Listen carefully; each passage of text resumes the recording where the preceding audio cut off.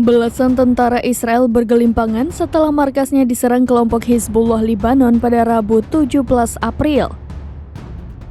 Dalam serangan tersebut, Hizbullah diklaim menggunakan kombinasi roket dan drone. Roket dan drone Hizbullah menyasar sebuah markas baru IDF di kota Arab Al-Aramsheh di Israel Utara. Mengutip Tribun News dari Al-Mayadin, gedung tersebut berfungsi sebagai markas besar mata-mata yang baru dibentuk. Hizbullah mengklaim serangan itu dilancarkan sebagai pembalasan atas pembunuhan 3 komandannya oleh tentara IDF pada Selasa lalu. Dalam pernyataannya, Hizbullah mengklaim ada korban jiwa dari tentara IDF atas serangan mereka.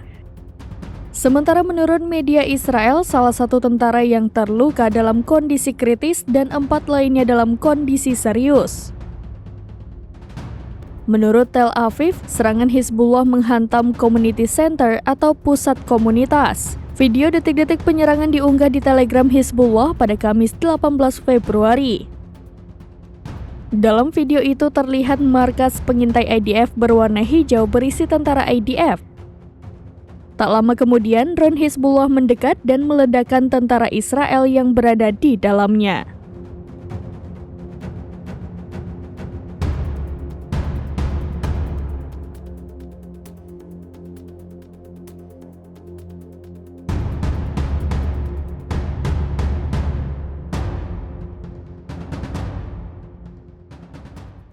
Download Tribun X sekarang, menghadirkan lokal menjadi Indonesia.